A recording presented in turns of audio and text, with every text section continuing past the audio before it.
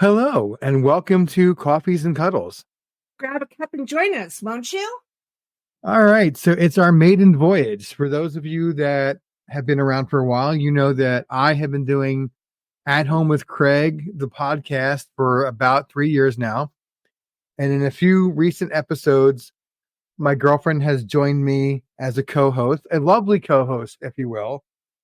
And this is our dog who apparently does not want to be ignored. So any squeaking that you hear is not the coffee pot percolating. Although if the coffee pot was percolating like a squeaker toy, then we'd really have some problems. I think it would be time to buy a new coffee pot at that point because I've never heard a coffee pot do that in all my coffee drinking years, which is more than quite a few. All right. So I'm sure you're probably wondering who I am. And the lovely co-host that Craig was talking about happens to be me. My name is Anna Marie, and you're probably saying to yourself, Coffees and Cuddles, how did you get those two together? So I received a sweater from someone like probably a year ago. And on the sweater, it says Coffee and Cuddles, which I found quite ironic because I'm not as much a coffee drinker as Craig is. So I just thought the sweater was really cute and kind of ironic because cuddles, yep, love them. Coffee, well, it depends. So when we were talking about doing a podcast together, Craig happened to look at the sweater and said, wait a minute, that's it. And here we are. It was a genius moment, really. It's just one of those, the light bulb over the head thing. Now, environmentally friendly light bulb, so it's LED and it's not nasty, incandescent lighting, because heaven forbid. But I saw the shirt or the sweater and I said, that's a great idea. Why don't we do this? And then I immediately went out and got 2 different domain names because I couldn't decide if I wanted Cuddles and Coffee or Coffee and Cuddles. And well, this is the one that won out, but we're holding the other one as a viable option to be put in play at some later date, perhaps. We're not sure, but we didn't want someone coming along and saying, oh, well, they've got that, so I'm going to grab this. So we are the original Coffee and Cuddles. We are on Instagram at Coffee and Cuddles 67 because all the other iterations of that were already taken. And my birth year is 67. So that makes me old. But we're on Twitter. We're on Insta. We've got a YouTube channel that we'll probably start uploading. I don't know if we're going to do video podcasts or not yet. We're still kind of undecided about how we want to do that or what we want to do. But yeah, we've got all the social medias already in place because why not? I wanted everything. Excuse my clock. It's Christmas time. Can you tell? But we just wanted everything in place. So once we were out and rolling, we could go and say, okay, it's all done. And we don't have to scramble and say, oh my God, what if we can't get this name or that name or whatever? So here we are. And that's how we came up with the name for this. And I will let her tell you what we're going to talk about. So our vision sorry, I've got a dog down here squeaking the squeaker toy. So our vision for this podcast is to talk about things that are going on in our relationship. We are not here to give advice. We are not here to say, oh, your relationship should follow our relationship. Absolutely not. Exactly. It's just a venue to talk about things that are going on. And as Craig said, we have all the social media. So if you hear something on a podcast and it reminds you of something, or you have a question, or, well, how do you handle this kind of situation? We definitely invite you to send us those questions, send us those comments, and we will definitely be talking about them. But we should probably start way at the beginning. How did the two of us come to be? Now, I don't recommend this for all you lovelorn and lovesick people out there, or people that are looking to hop into a relationship that just works. And I say that kind of half jokingly, but I look back at the messages and all the chats that Ann and I have had over the years, and I can honestly say that we have always been us from the very first conversation to where I fangirled or fanboyed or whatever all over her. To present day, we've always been us. You hear it a lot. Well, oh, I finished her sentences, or she finishes my sentences, or oh, it's so cute. And it's like when people say that, it's usually like a one off or a two off or something where once in a while you'll have the same thought at the same time, or it's cute. Oh, look, we finished the sentence together. We do that all the time, whether we're in the same room or not, whether we're in the same state or not. We've always done that. We met on a game or a 3D environment called Second Life. Mhm. And it was just one of those things where so many things had to line up just right. I had to meet the people that own the rock club that I worked in, or the country and western club that I worked in. I had to meet the person who was a DJ there. I had to become a host. I had to do X number of things that had to fall perfectly into place to set up the scenario where her avatar, her character, however you want to put it, walked into the club. And it was one of those, as a good host, you want to greet everybody that comes in. And I know it's all virtual, so it sounds kind of weird unless you've experienced it. But just think of a normal place where someone would greet you when you came in, and that's what I did. And she was having an off day because it was Mother's Day and she was missing her mom, and it was a sad day. And I just hopped into her messages and I said, I'm sorry to hear that. Here's a hug for you. Virtual, although it is, here's a hug for you. And that started a conversation with us.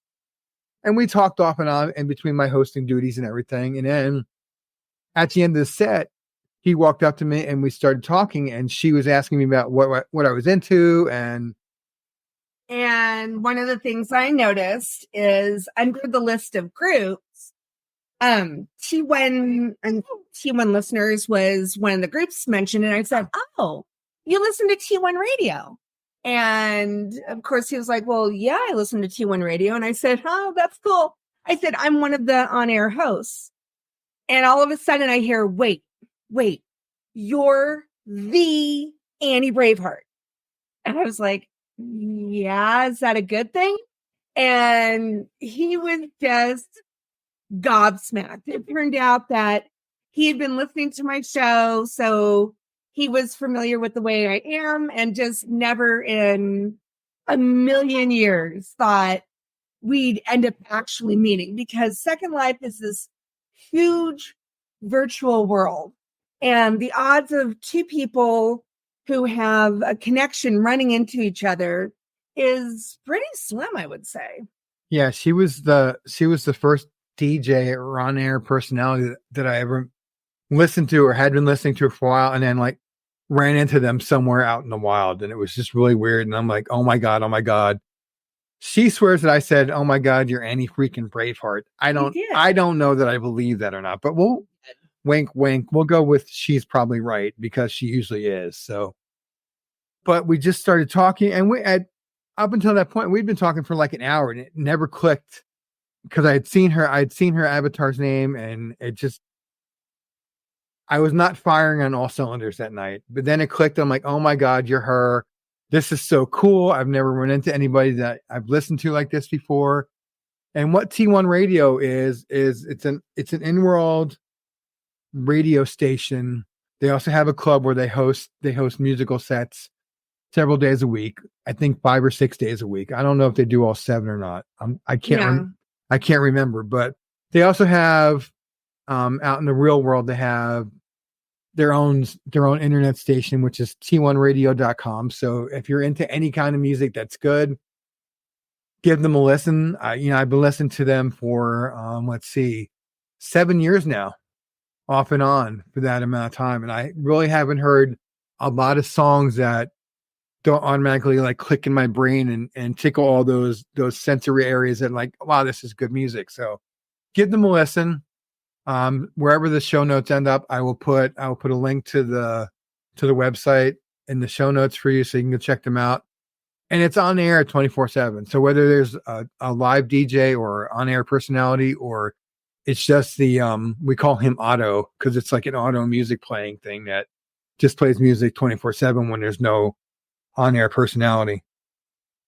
And I swear this dog is bound and determined to make as much noise as he possibly can and find everything that squeaks and wrinkles and crinkles and crackles and whatever. So that's how we met. And we've just gotten closer and closer every day. We talked at least once a day. And we did all these things. And eventually that blossomed into something more that we'll get into later on, perhaps. But I see a lot of people, both, we call it in world when you're in Second Life or out in the real world, real life, that want to emulate what we have. And it's not for the faint of heart, because when we first met, we were just friends. There was no, oh my God, I'm hot for you or any of that stuff, because we didn't really know what the other person was like.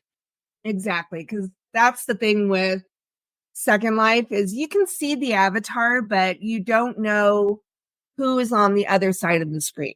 So it could be someone of the same gender, so their avatar's gender is the same as their real life gender, and it could be opposite. You just don't know. So it was a lot of talking. And the thing that I think I appreciate most, like you said, we met on Mother's Day. I had no intention of logging in. I really didn't want to be there, because, as he mentioned, losing my mom has been extremely hard.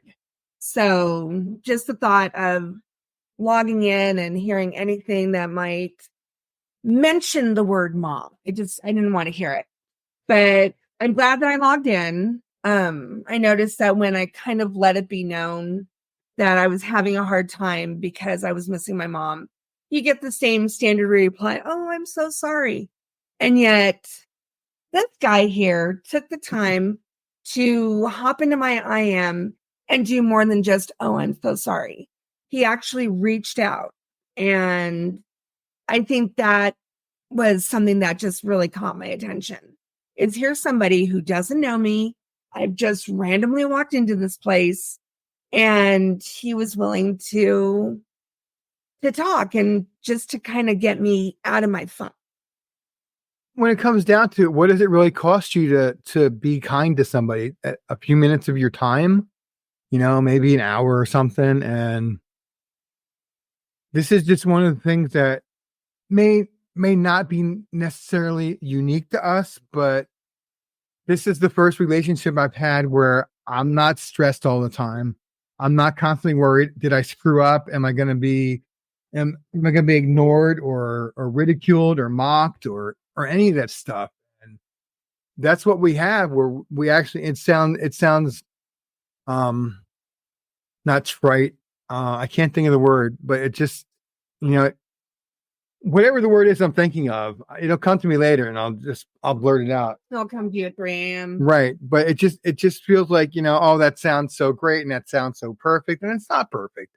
We are far from perfect. Do we strive for perfection? Absolutely. But honestly, if you really had somebody, would you want to date someone that was absolutely perfect? I think that would drive me nuts, because, oh my God, can't you like screw up once in a while or have a bad hair day or something? So I prefer close to perfect. There's always room for improvement.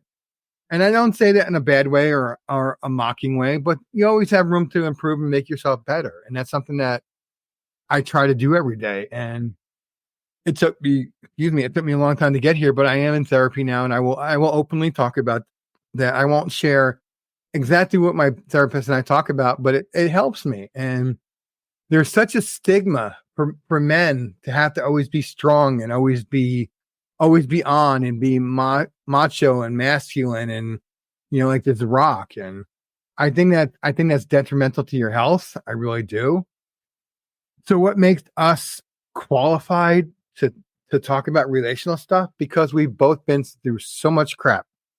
And when I moved here, I told her I've got a lot of baggage to unpack. And she's like, I don't see a lot of stuff. I'm like, no, there's a lot of baggage that I'm bringing with me to this. Yeah, I was thinking he was talking about suitcases.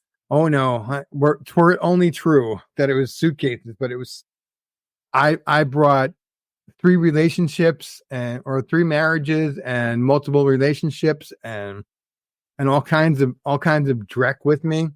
And she has her own share of those, and we both looked at it and said, all right, warts and all, I'm in this with you.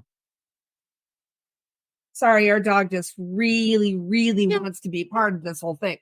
And usually he does not do things like this, but apparently he wants to be part of the Coffee and Cuddles team.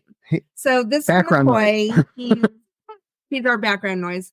He is part husky, part Australian cattle dog. He is not all rotten. He is not a full adult yet. He is still very much a puppy, a 45-pound puppy, but nevertheless, he is a puppy. So usually he's very quiet, but apparently he's very jealous because he doesn't get to be part of this. So all the squeaking you hear, that's McCoy's commentary on things.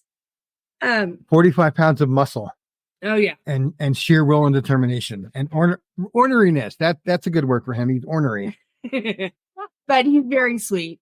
But yeah, so like Craig said, he brought, his past into this.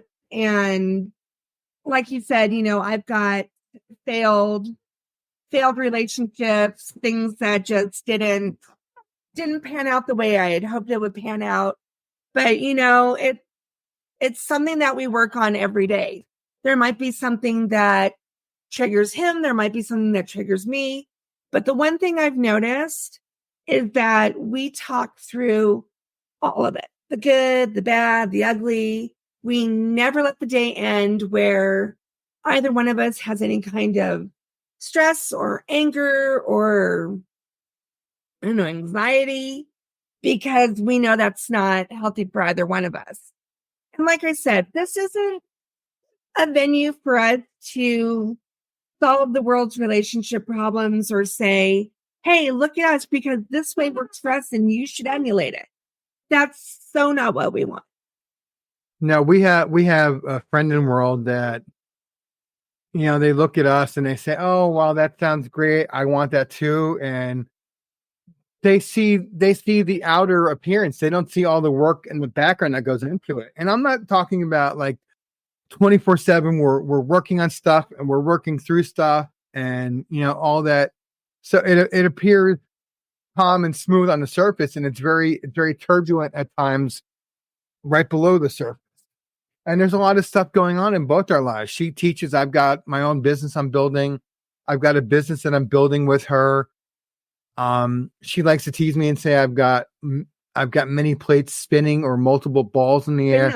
Spinning on sticks. You've seen the old circus acts where they spin the plates and they keep them all going. That's me. Sometimes the plates crash. And when the plates crash like that, you need a partner, not a wife, not a husband, not a boyfriend, girlfriend, but an actual partner that's going to be there with the dustpan or the shop vac, or even the little Dirt Devil dust buster thing to pick up the broken pieces and sweep it all up and make it all nice and pretty and that's what I have, and that's I like to believe that that's what she has, and that's what we're going for here, is to show people that yes, it is possible to meet someone like this, and it is possible for it to work out, and it is possible to have a relationship not based on one of my biggest pet peeves about like Instagram reels or Facebook reels is the partner shaming. I see absolutely no reason for this. For a long time and through many marriages, I thought that picking on your spouse and giving them crap and being a jerk to them and everything was okay because, well, that's just the way it is. And for many years, I put up with and I lived through and I dealt with, well, that's just the way it is. Your partner's going to pick on you. They're going to tease you. They're going to give you a hard time about stuff. They're going to be mean to you. They're going to be nasty to you. And, all that aside, I don't understand why you would ever air that. And back in the old days, we used to call it airing your dirty laundry. Right. And it was something that was it wasn't something to be proud of. It was like a point of shame. And it was horrible and it was nasty. And it was all the ugly underbelly of things that were going on in a household that no one needs to know. One of my favorite sayings is, that's not your story to tell, or that's not my story to tell. If it's about me, it's my story to tell. If I tell you, go ahead and share it. That's fine. But just because you're partnered to somebody does not give you license and carte blanche to just go out and talk to anybody about anything that's going on in your relationship. I don't believe in that. I think it's nasty. I think it's disgusting. And I just don't get it. And that's something that we will never do here. Do I tease her? Yes. Do I tease her in a nasty way? Absolutely not. And I've caught myself recently, if I tease her about something, I'll stop and say, "Oh my God, was that too far? Was that too much?" And I know there's people out there that are going to be rolling their eyes and snickering at this and saying, "Well, that's ridiculous. That's not feasible, and that's not something that you can maintain forever." But that's what we do. And if I feel that I've gone too far, I will ask her. And if she says, "No, it's okay," then great. And we move on. And if she says, "Well, I didn't like this," and I'm like, "All right." And then I make a mental note to myself that, all right, that's off limits. I can't tease her about that because it's something she's sensitive about. It's something that bothers her or triggers her, if you want to use that word. And that's how we do this. And there are times that I'm afraid to tease her about stuff because I don't want to seem like I don't want to be that guy, that jerky guy that does it just for views. Or he's teased me about something and he will get this look on his face like, "Oh, I just really, really messed up bad." And I'll ask him if he's okay, and he'll just start apologizing. "I'm so sorry I said that to you. That wasn't cool."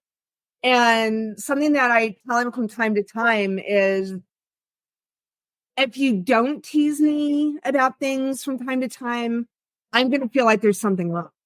So the fact that he actually cares about my reaction to things means a lot. The fact that he will actually say, "I'm sorry about what I was joking with you about. I think I went over the line."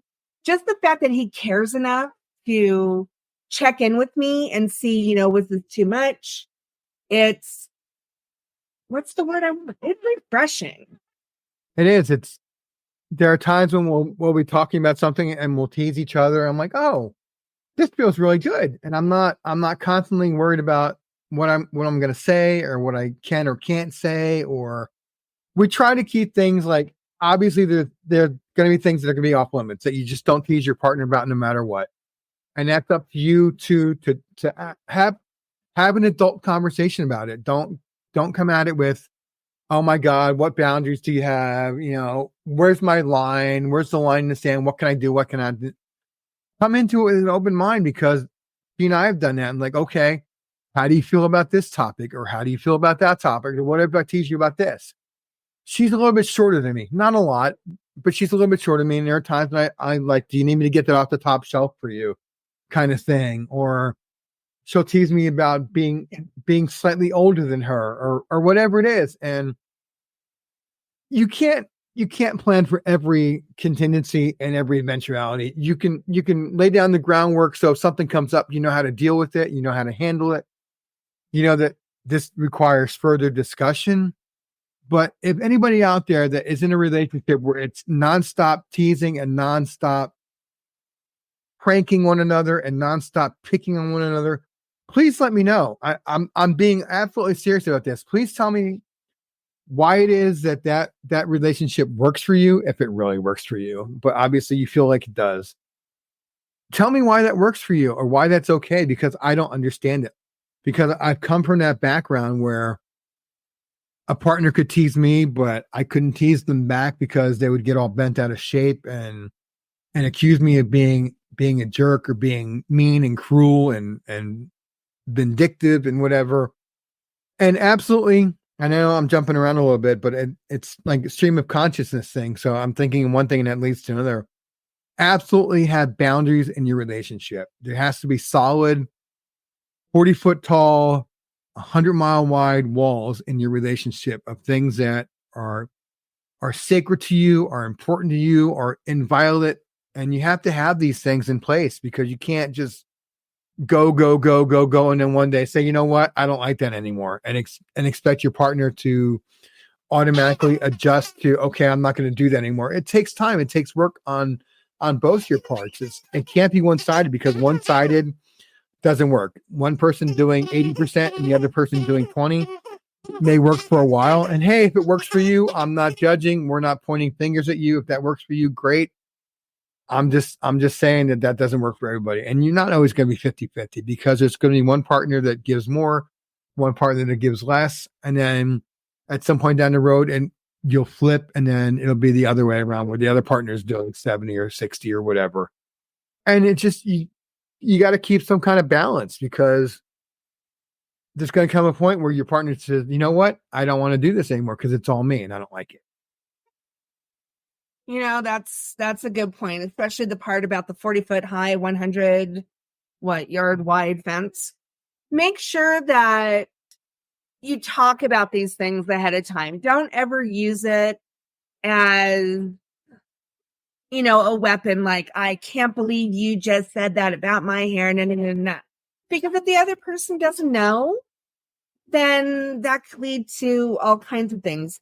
Now, we've talked about 60-40, 70-30. McCoy right now is demonstrating 100% of, this is my squeaky toy and I really need you to hear it. So as you can tell, we're professionals. We are professionals, and McCoy is a professional nuisance. No, he's a very it's on his resume. Very sweet. Normally for Craig's podcast, McCoy's usually pretty chill. He sleeps at my feet. He just kind of curls up under the desk and he's good to go.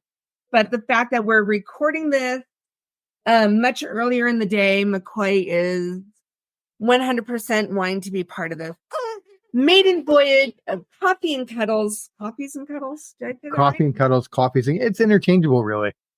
Because I think the website will be Coffees and Cuddles, and Instagram may be Coffee and Cuddles, because I couldn't get the exact. See, that's another thing. Plan this out ahead of time if you're going to do this, and get all the names that you want up front before you decide this is what we're going with, because I just bought the domain and you're out of luck now. The other part of this, and we don't want to ignore it or put it to the side, is the coffee part of this. We will be talking about coffee, brewing it, drinking it, consuming it, buying it, whatever. I think Instagram will be a little more heavy into that, where I'll be sharing like coffee stories and tips, and eventually there will be an e-com side to this where we'll sell coffee related stuff and coffee pots, coffee grinders, whatever. And then we're talking about, what about the Cuddles part of it? So maybe like fuzzy socks or a warm blanket, or who knows? We'll come up with something that is not just in the store to be in the store. It will tie in somehow to something that we're talking about, or something that we're doing, or whatever. So I hope this gives you some kind of glimpse into what to expect. And we'll talk about relationship stuff, and we'll talk about coffee stuff. At some point, I would like to have Anna talk about educational stuff, because she is a second grade educator. Currently on vacation. Thank God. Thank the vacation gods for that. Because it's a much needed break for all the teachers out there. And I have the utmost respect for any educator of any level. God bless you for all that you do, because I know that I couldn't do it. So there'll be funny stories. There'll be, maybe some original stories. Maybe we'll do, who knows? Maybe we'll do like a radio drama at some point. You never know. It's up in the air. That's another plate that I've got spinning. I just wanted to take this last minute or so and say thank you very much for being here, and thank you very much for listening. We appreciate each and every one of you. God bless. Hope to see you back, and I will let Anna have the last minute. Well, I'm noticing that the coffee cups are slowly going down to nothing. So I think this is a good point to go and get a refill. And, my feet are cold. I think I need some warm socks. So they'll be in the store soon. Thank you very much for tuning into Coffee and Cuddles. I'm Anna Marie. This is Craig, and we will see you next week. Have a very Merry Christmas, and we'll talk to you soon. Bye.